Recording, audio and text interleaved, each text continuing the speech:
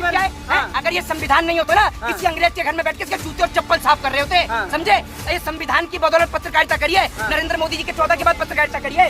अरे एक मिनट, ये बताओ 2014 के बाद पत्रकारिता करिए तुमने? अरे मेरी बात तो सुन लीजिए, ये देखिए, ये गोदी मीडिया के पत्रकार फिर से बोलिए, फिर से बोलिए। अरे मैंने बोला कि वो पढ़े लिखे हैं, मैंने बात करी पढ़े लिखे। कान में तेल लगाऊंगा पतंजलि का, तेल टपकाऊं पतंजलि का तुम्हारे कान में? बोलिए मुसलमान प्रधानमंत्री बनेंगे। मैंने बोला वो पढ़े लिखे हैं। असदुद्दीन ओवैसी पढ़े लिखे और पंजाब बन रहा है। राम मंदिर बहुत बड़ी जगह में बनना है। एक काम करिए, सुरक्षित हो गया है ना, लोग वोट करेंगे। अच्छा, जो मणिपुर में मर रहे हैं वो कौन है? गूंगा हो गया ये पत्रकार, गूंगा हो गया, अब आवाज नहीं आएगी। शहबाज शरीफ जेल के अंदर है। इन्हें ये नहीं पता है कि पाकिस्तान के अंदर शहबाज शरीफ क्या है? मुसलमानों के नाम एक जैसे होते हैं ना, तो अच्छा, मुसलमानों के नाम एक जैसे होते हैं। अब ये सुनिए, ये गोदी मीडिया का ही पत्रकार है, तो आपको पता ही चल गया होगा, क्योंकि गोदी मीडिया पे दो ही एजेंडे रहते हैं, या तो मुसलमान नहीं है तो पाकिस्तान।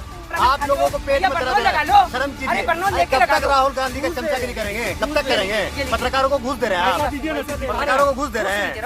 आपसे सवाल ना करें। आपको एक बात आप मुझे बताइए, विदेश में डंका बज रहा है? बिल्कुल बज रहा है। और अगर नहीं बज रहा हुआ तो आप अभी माफी मांग रही हैं सबके सामने?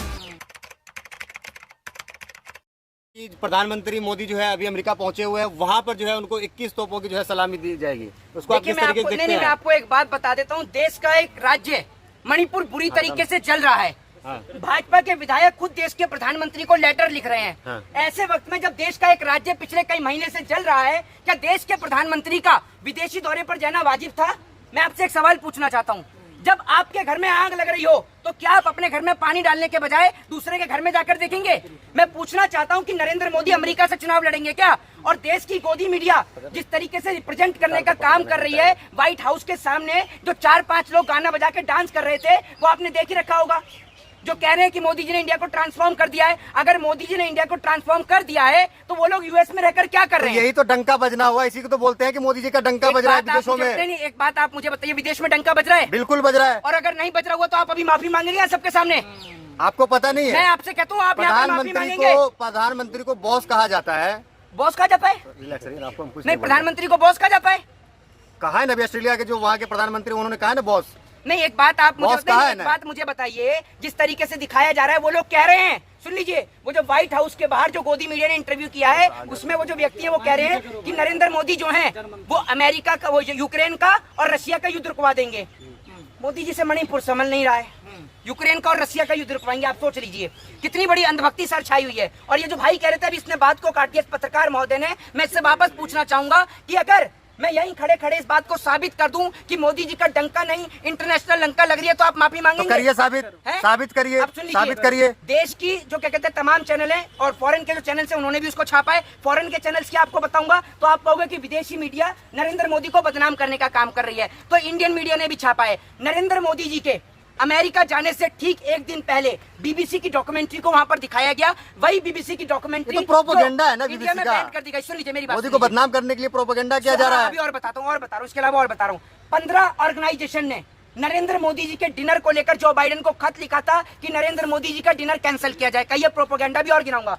70 सांसदों ने जो बाइडेन को लेटर लिखा नरेंद्र मोदी जी को लेकर कि नरेंद्र मोदी जी से वो मानवाधिकार को लेकर भी बात करें। बोल दीजिए ये भी प्रोपेगेंडा है। 70 सांसदों ने लेटर लिखा है, 17 मेंबर ऑफ पार्लियामेंट्स ने, समझ गए, एमपीज ने। कहिए ये भी प्रोपेगेंडा है। जब वहाँ के राष्ट्रपति खुद बुला रहे हैं, मेहमान नवाजी कर रहे हैं। अभी और बता रहा हूँ, सुनते जाइए। लंच कर रहे हैं साथ में, वहाँ पर पोस्टर्स लगाए गए। क्या पता वहाँ पर सुन लीजिए, मुझे पता है बेहद आपको दर्द और तकलीफ है, बिल्कुल दर्द और तकलीफ है। ये बाइट खत्म हो जाए, मेडिकल स्टोर से आपको बर्नॉल पहले ही ला कर दूंगा। सुन लीजिए, लेकिन अभी शांति से सुनिए। आपको जरूरत है बर्नॉल? नहीं, मेरे को जरूरत नहीं है। सबको पता है किसको जलन हो रही है। इतने सारे पत्रकार हैं, माइक देख के आप समझ रहे होंगे, लेकिन जलन एक ही पत्रकार को हो रही है। तो आप समझ लीजिए किसके आका है नरेंद्र मोदी जी, आप लोगों के तो नहीं है। हमारे आका नहीं है, लेकिन वो देश के पिता है। मैंने सुन लीजिए मेरी बात, सुनिए, आप मना मत करिए। क्या देश के पिता है? आपके पिताजी होंगे, देश के पिता नहीं है, ठीक है ना। इस देश में इतने सारे प्रधानमंत्री हुए, कोई देश का पिता नहीं है, ठीक है ना। देश आपके पिताजी होंगे, आप मानने तो मैं मान लेता हूँ, आपके पिताजी हैं। देश के पिताजी नहीं, आप स्वयं के पिताजी बताइए उनको, तो मैं मान लूंगा एक बार को, लेकिन देश के पिताजी मत बताइए। बात रही दूसरी की, कह रहे कि अमेरिका में वहाँ पोस्टर्स लगाए गए, मोदी नॉट वेलकम, ठीक है। देखा है आपने पोस्टर? नहीं देखा? कांग्रेस ही ने लगाया है। वहाँ पे नेहरू जी लगा के गए, आधी रात को नेहरू जी ने लगाए हैं, ठीक है। आप सुनते रहिए और सुनिए। एक व्यक्ति जिसका नाम अमिताभ मित्तल है, ठीक है, उसको रिप्रेजेंट किया गया ऐसे कि वो एक आम आदमी है, एक कॉमन मैन के तौर पर उसको रिप्रेजेंट किया गया। और वो कहता है इस तरीके से कि भाई मोदी जी ने जो भारत को जो है वो बदल दिया है, चेंज कर दिया है। पहले मैं उनसे पूछना चाहता हूँ कि माननीय अमिताभ मित्तल जी, अगर मोदी जी ने चेंज कर दिया है, इंडिया को बदल दिया है, इसका सिस्टम जो बदल दिया है। तो एक बात मुझे बताइए कि आप यूएस में रहकर क्या कर रहे हैं? एक चीज बताइए मोहित शर्मा, सवाल ये है कि इतनी बड़ी जो कंपनी है ट्विटर के, उसके जो सीईओ है वो क्या पसंद कर रहे हैं? बड़े भैया मैं कह रहा हूँ, अगर किसी का जो वहाँ के राष्ट्रपति है वो अपने साथ खाना खिला रहे, नाश्ते पे बिठा रहे हैं, इज्जत कर रहे हैं, ढोल ताशे के साथ जो उनका वेलकम किया जा रहा है, लेकिन आप लोगों के पेट में दर्द हो रहा है, आप लोगों को पेट में दर्द हो रहा है। शर्म कीजिए। कब तक राहुल गांधी का चमचागिरी करेंगे? कब तक करेंगे? पत्रकारों को घूस दे रहे हैं आप, पत्रकारों को घूस दे रहे हैं, क्या आपसे सवाल ना करें? आपको इतनी तकलीफ है, इतनी तकलीफ है, खरीदना चाह रहे हैं, इतनी तकलीफ है, ये लीजिए 100 रुपए में, मतलब ये लीजिए, देख लीजिए, ये इतना सस्ता पत्रकार है, 100 रुपए में जमीन बेचता है, बड़ा ही निचले स्तर का पत्रकार है भैया, तू तो बहुत ही निचले स्तर का है। 100 रुपए में बर्नौल दे रहा हूँ, आधी इसका कैमरामैन लगाएगा, आधी आप लगा लोगे, दोनों को आराम मिल जाएगा। सुन तो लीजिए, मैं थोड़ी बता रहा हूँ अपनी, अब मैं अपनी बता रहा हूँ तो समझ में भी आई है। ये भैया ये मोदी जी के मोदी नॉट वेलकम के वहाँ पोस्टर लगे हैं। अब बात करें तो अमिताभ जैसे वहाँ पे कांग्रेस कार्यकर्ता ने लगाया होगा, इसमें कोई शक थोड़ी है। वो जो 70 सांसद है वो भी वहाँ कांग्रेस के ही होंगे, क्या पता उनके विचार से वो जो 15 ऑर्गेनाइजेशन है वो भी कांग्रेस की होंगी, कांग्रेस विचार के हों कुछ। अच्छा भाई, बाकी बहुत पूरी दुनिया मोदी के साथ आपकी है। कोई दवाई नहीं है, मैं आपको जाते वक्त स्पेशल बर्नौल ला के दूंगा, हाई क्वालिटी की, जो लगाएं और लगा के आप सोए, क्योंकि गर्मी का दिन है, जलन ज्यादा हो रही है इन्हें, इसलिए बर्नौल दूंगा, तब इनको आराम पड़ेगा थोड़ा सा।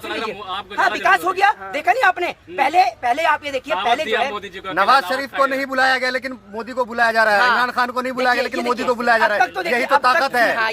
शी जिनपिंग को नहीं बुलाया गया। अब तक तो मेरी बात सुन लीजिए भाई, मैं बता रहा हूँ, एक मिनट रुक जाइए, अब सुन लीजिए। अब तक तो मैं आपसे ऐसी समझ रहा था, अब देखिए नवाज शरीफ जेल के अंदर है, इन्हें ये नहीं पता है कि पाकिस्तान के अंदर शहबाज शरीफ क्या है, मुसलमानों के नाम एक जैसे होते हैं ना, तो अच्छा मुसलमानों के नाम एक जैसे होते हैं। अब ये सुनिए, ये गोदी मीडिया का पत्रकार है तो आपको पता ही चल गया होगा, क्योंकि गोदी मीडिया पे 2 ही एजेंडे रहते हैं, या तो मुसलमान नहीं है तो पाकिस्तान।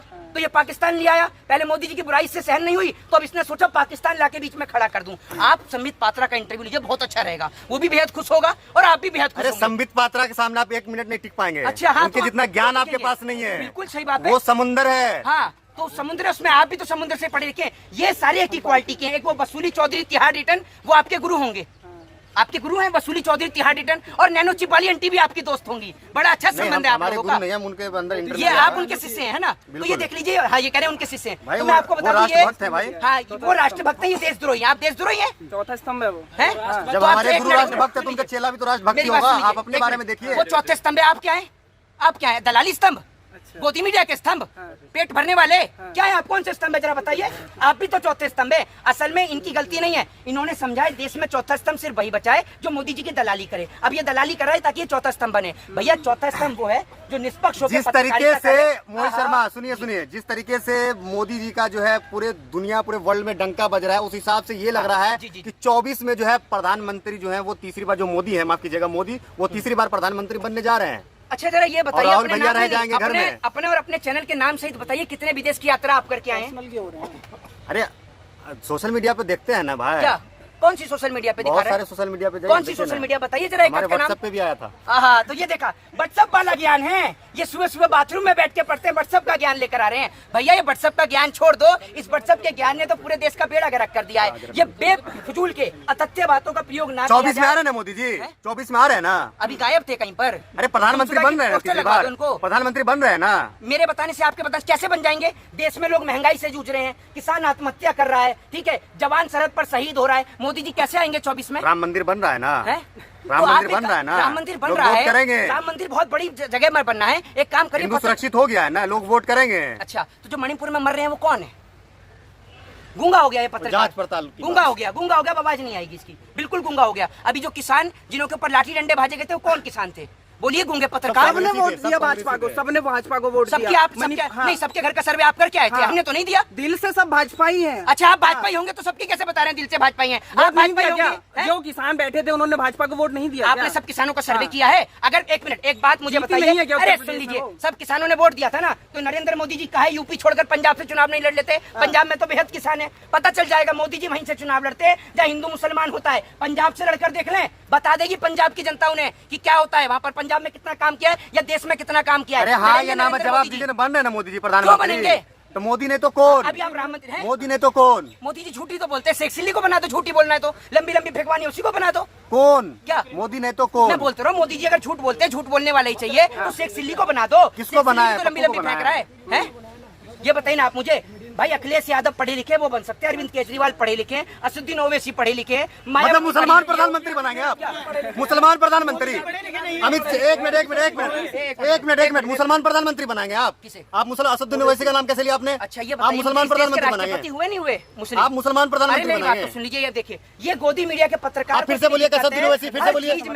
अरे मैंने बोला कि वो पढ़े लिखे हैं, मैंने बात करी पढ़े लिखे। कान में तेल लगाऊंगा पतंजलि का, तेल टपकाऊं पतंजलि का तुम्हारे कान में? बोलिए मुसलमान प्रधानमंत्री बनेंगे? मैंने बोला वो पढ़े लिखे हैं, असदुद्दीन ओवैसी पढ़े लिखे और बन जाएगा तो क्या दिक्कत है? मुसलमान प्रधानमंत्री बनेंगे? सेकुलर कंट्री है, हर कोई चुनाव लड़ने का हक और अधिकार है, डेमोक्रेटिक कंट्री है, लोकतांत्रिक देश है, हर कोई चुनाव लड़ सकता है, चुनाव प्रक्रिया में हिस्सा ले सकता है। मुसलमान प्रधानमंत्री बनाएंगे? मेरी बात सुन लीजिए, मेरी बात सुन लीजिए। सवाल का जवाब कोई हिंदू कोई मुस्लिम, मेरी बात सुन, मेरी बात सुन लीजिए। पहले अपने हिंदू राष्ट्र में रखिए, कोई हिंदू कोई मुस्लिम कोई सिख कोई ईसाई नहीं है, कोई ब्राह्मण कोई शूद्र कोई वैश्य कोई क्षत्रिय नहीं है। हम लोग सब इंडियन है, भारतीय हैं, ठीक है ना? लोगों को बांटने का काम आप जैसे लोग करते हैं, जो नेताओं के नाम से क्यों जेब में रखे? हमारे हम हिंदुओं के लिए एक भी देश नहीं है, लोग इस तरीके की बात करते हैं। इसका नाम है जाहिद, ये कह रहे हैं हिंदुओं के लिए एक भी देश नहीं है। ये भी अपना घर छोड़ हमारे के लिए ब्राह्मण होके नहीं हो रहे हो।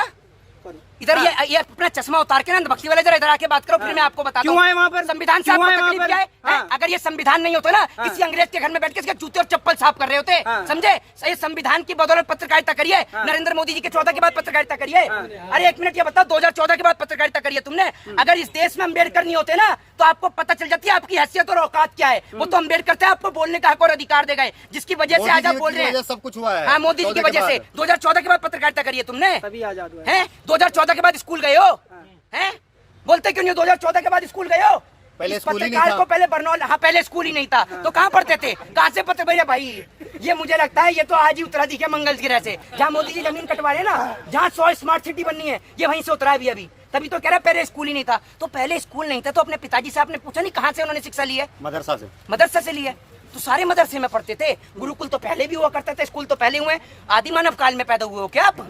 हैं? ये तो बड़ा बुजुर्ग पत्रकार है, इसकी उम्र मेरे ख्याल से 200-250 साल तो होगी। नहीं, ये तो बड़ी 200-250 साल उम्र होगी इसको। देश 1947 में आजाद हुआ और इतना तो सभी को पता है, 47 के बाद से देश में स्कूल कॉलेज सब हुए। पूर्ण रूप से जो है 14 के बाद आजादी मिली है, ऐसा कंगना हाँ, अच्छा 14 से पहले तो ये कंगना से आपने ये नहीं पूछा कि 14 से पहले किस अंग्रेज के घर में गुलामी कर रही थी?